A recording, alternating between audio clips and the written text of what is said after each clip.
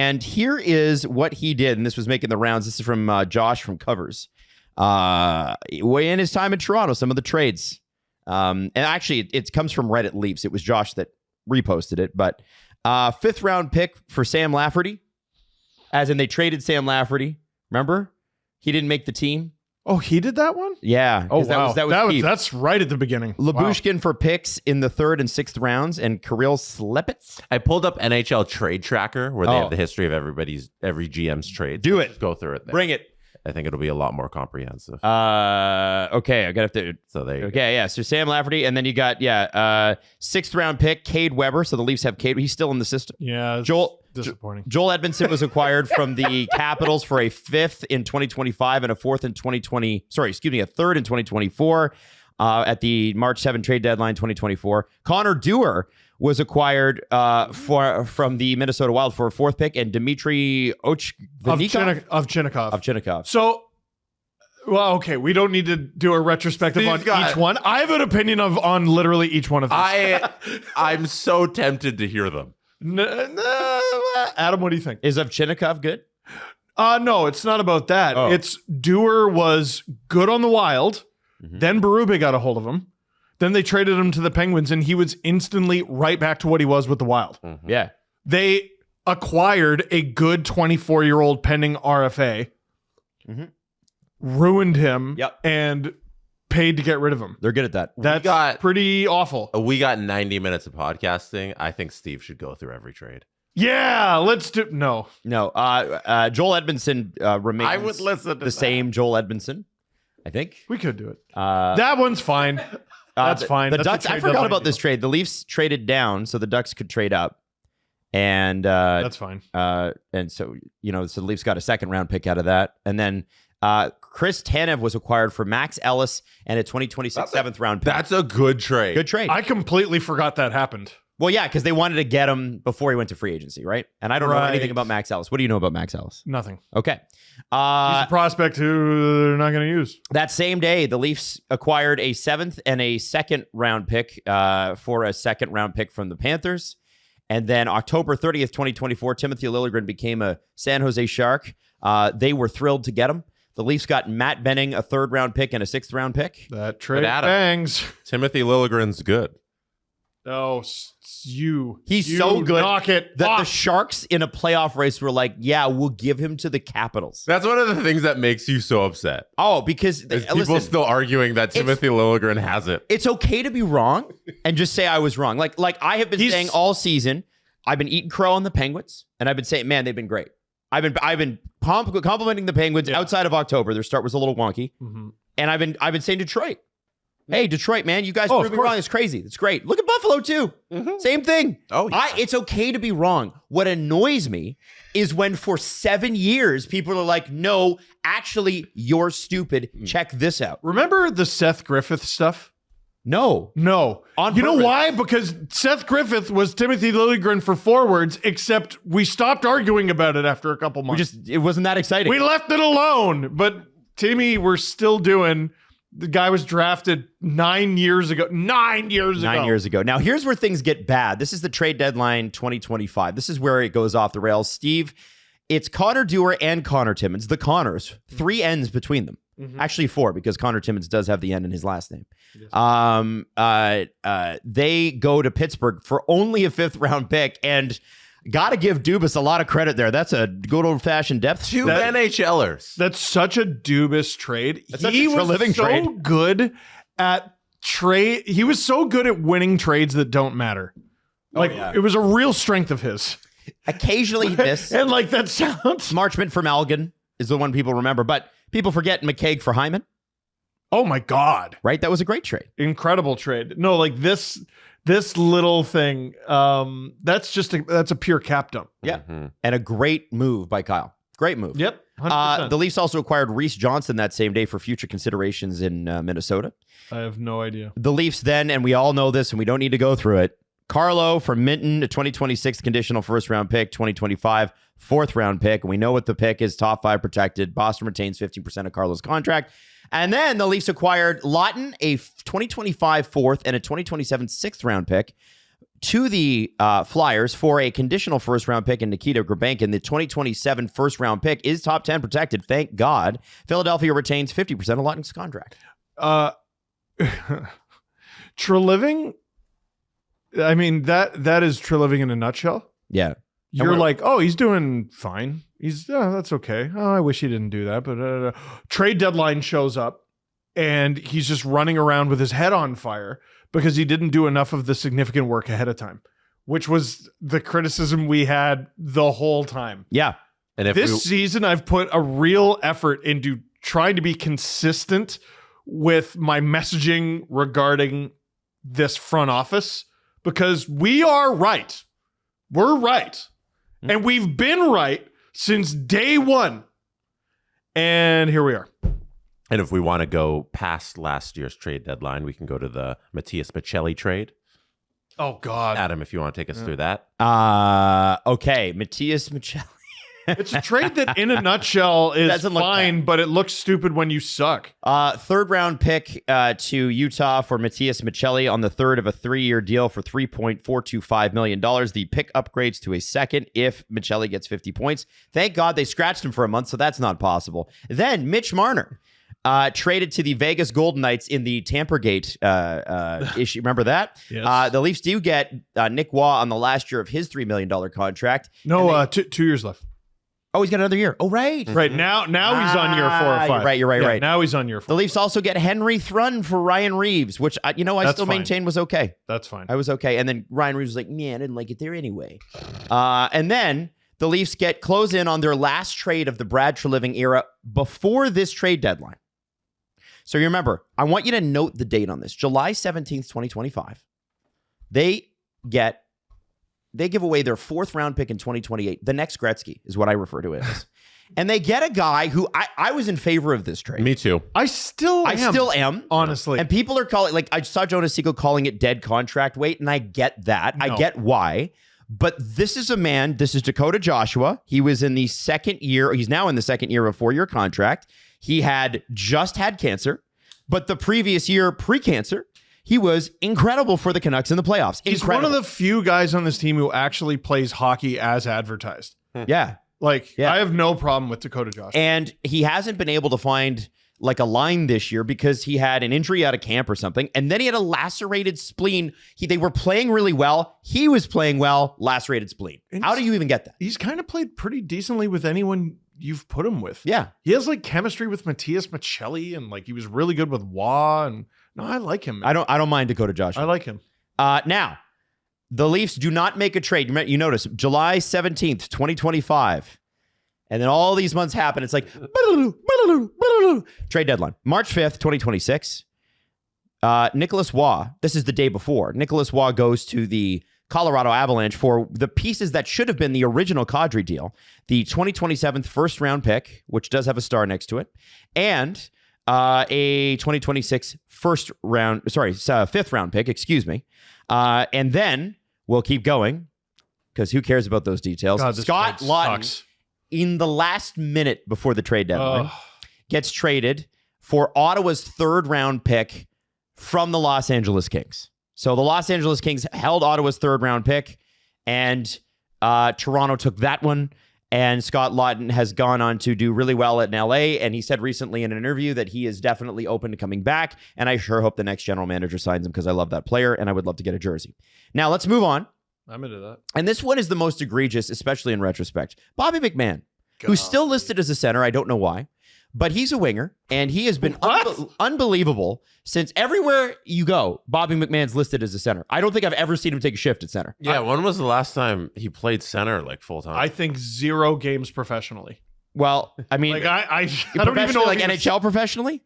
Like he played games in the ECHL. I don't think he. Interestingly enough, his face-off percentage with the Toronto Maple Leafs this year is 60. Whoa! How many face-offs taken? I don't know. That the NHL doesn't list that. Did you just go to Hockey Reference? Yeah. Okay. I can, or I could, but okay. He has not taken a face-off. He's not a center. He's not a center. He has not taken a face-off with the Seattle Kraken thus far, but 11 points in 8 games, and maybe 7 they're not of those using are them goals. properly. Yeah. They're playing the wrong former Leaf at center. And so the Leafs do not get either Kraken pick. They get a 2027 Columbus Blue Jackets second round pick, and they get a draft pick from the Anaheim Ducks, a fourth rounder in 2026 this year. And what's interesting about those picks is that both of them are decaying in value because both of those teams are on the rise. And so those picks will be later on. I'm a little dismayed, like looking at some of the picks they got, at how many of them are for next year. Oh, I know. It just doesn't help you now. Which is what you need. And like, if they don't have a second rounder this year. If you're a rebuilding team, like a genuinely rebuilding team, I guess you don't really mind. But you're not. Like, no, this sucks. This sucks. Getting a first for Wah sounds great until you realize you're not going to get it until next year. How many face-off, Jesse? 11. Oh, that means he won 7? Yeah, he's won 6 face-offs and he's lost 5. Guys, automatic. His face-off percentage with the Leafs is 60%. Automatic. He's 0 for 1 on face-offs with the Kraken. Wow. Oh, that's why it says face-off percentage is 0. Yeah, okay. yeah. So that's a little wonky. He has 44 career face-offs. Whoa. Hey, okay, there, Bobby Bergeron. That's 44 times the ref went, you know what, get this guy out. This fucking guy. Here. Like, I don't think he's ever intentionally taken a face-off. Who has taken more face-offs in their career, Mitch Marner or Bobby McMahon? Mitch Marner, like in the last month. Probably, yeah. He has like 300 on the season or something. That's okay. That's fucking crazy. Yeah. And we're gonna get to that because Torts had his first game yesterday. So I want to start all this. We want to start all this with a little bit of context. I think it's funny that Flames fans are like, "See, we told you." And then a few Flames fans were like, we sent him in as a double agent. And I thought that was very funny. But I also want to warn the Flames fans who are dunking on Toronto right now. Remember, you had this guy for 10 years. We figured it out after 3. So let's just pump the brakes a little bit here. We went, ooh. And I do want to say this before we kind of get into where this is going. And Steve, I'm so glad you brought it up on your video yesterday. I don't think there's a single person in the city of Toronto who wouldn't like or doesn't like, if they've met him, Brad the guy. Brad Treliving the person. And that's not what it's about. It is not what it's about. They didn't fire him from being a guy. He's still allowed to be one. And he's just not allowed to be GM. And so, you know what? But you know what's it's amazing about that is that there's so many guys that like leave town and people are like, oh, Toronto always sewers those guys on the way. And I'm like, yeah, because they fucking sucked. Babcock. People are like, oh, Babcock. Oh yeah, Toronto just sewered him, and look what he's. Oh yeah, no, okay. Well, then he got hired in Columbus and got fired before training camp. Yeah, I think he's a great guy. Spaced the punctuation out a little bit better there, but I totally agree with you. Yeah, no, you're right. Yeah. Sorry about that. But my point is, Brad is a good human being. I believe it when the Leafs say we have the utmost respect for him as a person. Great. Ran a disastrous administration. Yep.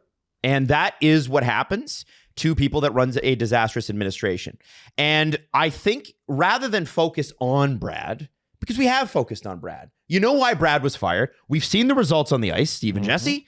I think the focus, and CJ, as he always frickin' does, nails it. I love CJ's point of view. That's why I love the CJ show. That's why I like Chris the person. He's as philosophical in life as he is in hockey, and he knows sometimes things before I even think about them. And I'm like, God damn it, I wish I was that smart. He put the spotlight in his article this morning directly on Keith Pelley. Bingo, bango, bongo. That's what it is. He's the only person in the organization that matters right now, honestly. Because every other person you go, well, what about him? What about him? What about him? Every decision to do with the Leafs comes through this guy. And now he's got no one under him. And it's his fault. He does have a bare bone. Well, not even bare bones. He has a management crew. And I'm seeing people. It's not bare bones. He has 4 assistant general managers. Yeah, but like I'm seeing people talk about the Leafs management team like they have any realistic internal candidates for GM. I'm not sure they do. The closest thing they have is Brandon Pridham. I'm not sure that he wants to be a GM. I don't know. I think he likes the 8. If he wanted to be, he could have been by now. I think he's I think he's a premium AGM. And you keep him. He's a great advisor. And you keep him. But anyway, Keith Pelley, what this does, what he has an opportunity to do is break the cycle of I just got here. Keith is the cycle of I just got here, though. Keefe was going to get gassed by Brad. He was always going to get gassed by Brad. Why are we pretending like he's not going to get gassed by Brad? Oh, okay. Well, let's set our watches for a year from now. You mean Sheldon? Okay. You mean Sheldon Keefe? Because we're saying Keith Pelley. Oh, sorry. Yeah, Sheldon Keefe. We should differentiate. Sheldon Keefe was always going to get fired by Treliving. Mm-hmm. And no, okay, we got to be performative and wait a year. Okay, a year's gone. Now you can fire him. All right. Oh, Shanahan is going to get fired. Oh, you can't do that because Keith Pelley just got here? All right, we'll wait. And a year passes. All right, okay, now you can fire him. Enough! Holy cow. Operate like a team with some cones. The Leafs, and how many times have I said this, boys? How many times have I said this, boys? Inside their organization, I don't know when this began. Mm-hmm. They have this faux stoicism, this forced calm, mm-hmm. It permeates the people who work there because it's forced. They have this forced calm because they think everyone here is a raving, foaming at the mouth lunatic, and it's their job to friggin' hold a friggin' spear and friggin' keep us at bay. Oh, you mean like like the Spartans? We're like a cavalry charge. And it's and they're the Scottish Highlanders with their big trees. Yes. Yeah. Yes. William Wallace and his crew. Hold. I like where this is going. Yeah. And no, you're just sort of not doing anything. Paralysis by analysis? You're just sort of not doing your job. Mm-hmm. Every NHL front office in this league worth paying attention to operates like friggin' banshees compared to the Toronto Maple Leafs.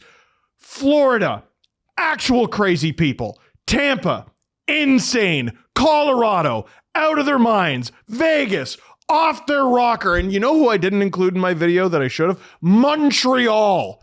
If you want to talk about a team that started all the way from the bottom and has elevated, they operate like nut jobs. I would say Montreal's more patient than them, but I also think they're very sneaky. But they're active. Yeah, they are active. They make moves. Mm-hmm. They're active. And the Leafs, no, we have a plan and we believe in the plan. And oh, for God's sake, can you stop giving me how to buckle a belt in an airplane tone and friggin' do something? They went months and months and months. They went almost as long as anyone in the league without making a move when they desperately needed to make a move. They had a few waiver claims and a few waiver losses, and they fired the assistant coach. You want to talk about the greatest example of deck chairs on the Titanic. Holy shit. I would like the Leafs to operate with a little bit of panic. Their lack of operating with any panic whatsoever caused them to panic. Their inaction caused very poor decision-making action at the trade deadline. We're going to wait, and we're going to wait, and we're going to wait, and we're going to wait. We're going to give up our entire future for Brandon Carlo. What? We're going to wait. We don't think we're sellers. We're going to wait. We're going to wait. It's a Scott Laughton for I'll give you a kiss. Like, I want to say this too. Like that. What? The thinking is that if you're patient and you don't make any rash moves or whatever, that you can't you limit your mistakes, right? Mm-hmm. Right. And what happens, and I'm going to say Carolina is also very aggressive front office. What happens is you confuse aggressiveness with impatience. Yes. Aggressiveness is planned. Impatience is unplanned. And what we saw at maybe I am not the greatest vessel of this message. Yeah. No, but that's what it is. Now Jesse, let me read this to you. Despite a clear lack of hockey expertise, Keith Pelley has been taking a more active role with the Leafs as their losses pile up through 25-26. Recently, during forensic meetings conducted by Pelley with his team of employees that preceded Treliving's exit, he was asking questions about team culture and the impact of specific players, according to league sources. Pelley also played an active role in the team's trade deadline decisions earlier this month. Jesse, how does that make you feel? The first thing that's is from CJ. That's CJ in The Athletic. Is confusion on why Keith Pelley would have any input at all on hockey decisions, especially on a day as important as trade deadline day. And seeing everything that's coming out now about how the pressure is now on Keith Pelley, and just looking back on how he's operated since he's got here, I think it's clear that there is an infectious disease that runs through this organization now, that it's being run entirely by Rogers, and it starts with Keith Pelley and it permeates downwards. And he has no background in running an organization this big. He came in and he immediately cut jobs. They thought that their entire hockey organization was too bloated. They got rid of many of the behind the scenes people. Not AI can do this. I don't know if they're replacing anybody with anything, let alone AI. And we see that it's a skeleton organization that's kind of sitting around doing nothing because they have the option to, because Maple Leaf Sports and Entertainment prints money. They can sit around and do anything they want because they know that the fans are always going to pay $800 to have their kid wave a flag before the game. They know, even though I look down from the press box and I see there's maybe 16,000 people actually there, maybe even less, 15,000 on some of those games. There's 18,000 tickets sold. Yep. They might not be showing up, but those tickets are sold and they're going to the secondary market, and the MLSE has already made their money initially on those tickets. Those are all the season ticket holders. And they just kind of sit around and they're just bumbling idiots right now. And you compare to how Rogers has run the baseball operations, where you can have your arguments about Shapiro and Atkins, and I have been as critical of them as anybody, but they brought in two baseball people. One, a baseball person who has experience on the baseball side of it, and then also on the business side of it. And Mark he was Shapiro. featured in a movie. Adam said it before I did. That's crazy. That's crazy.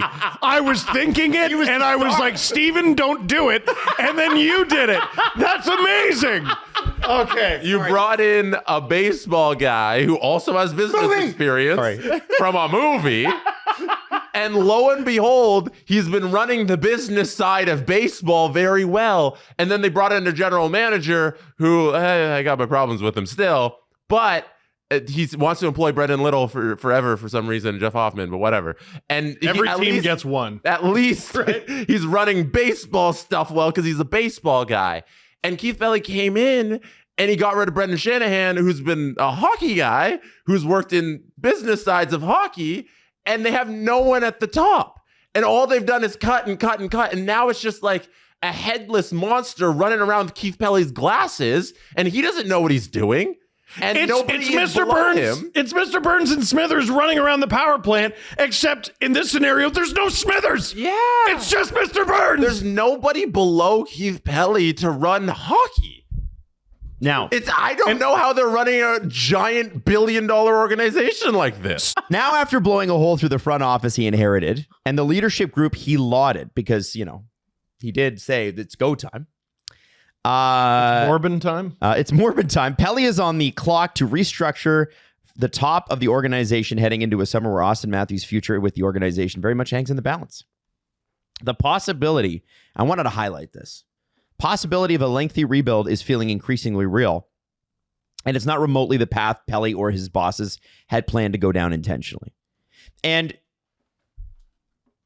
this is what we've been talking about in terms of executive structure, right? I hate that we have the Ducks game last night and we're talking about executive structure this morning, but we have to.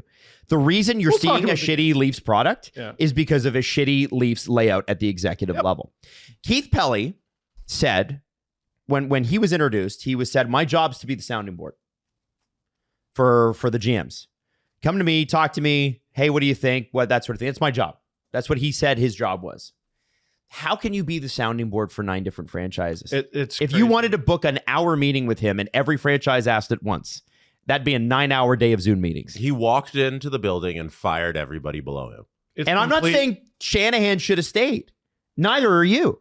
We're saying replace him. Yep. You probably replaced him at half the cost. Shanahan's salary was reportedly $7 million.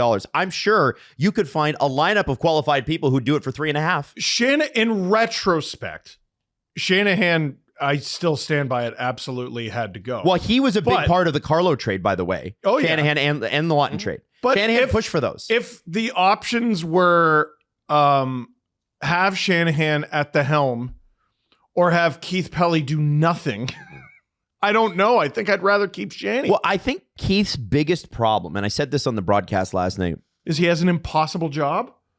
yeah, he does have an impossible job. It's impossible. But beyond that, he didn't recognize a general manager in freeze mode. Mm. Brad froze, especially in October. He And glitched. I think the Seattle game froze him. The game where Marchment runs over Stollers. That- Carlo it does really nothing.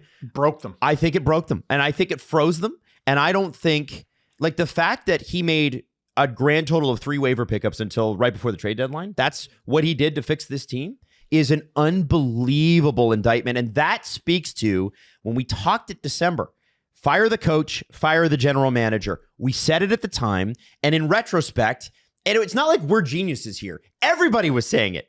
Everybody was saying, you got to move on from these guys. No, you mean friggin' The fans were saying it.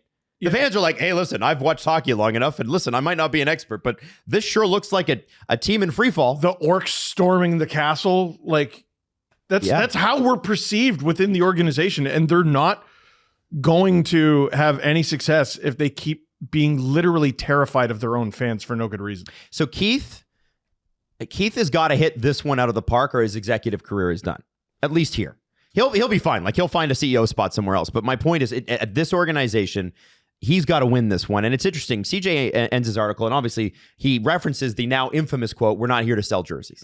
He says, well, nor playoff tickets. that's what CJ's about to say. Sorry. He said, well, he's no longer selling winning. And it's anyone's guess who will be wearing the jerseys from this point forward. Oh, CJ, you sneaky little duck. He did it a little better. So when Pelley speaks Tuesday grumpy. afternoon in Toronto, it's going to be fascinating to hear what the plan is now. Hey, did you like the thing you just watched? Was it hilarious? Was it informative? Was it me losing my mind? Possibly. Potentially. Most of the time it is. Hey, listen, if you like what SDPN has to offer, you should check out more of our videos and subscribe to our channel by clicking subscribe, or Steve will find you.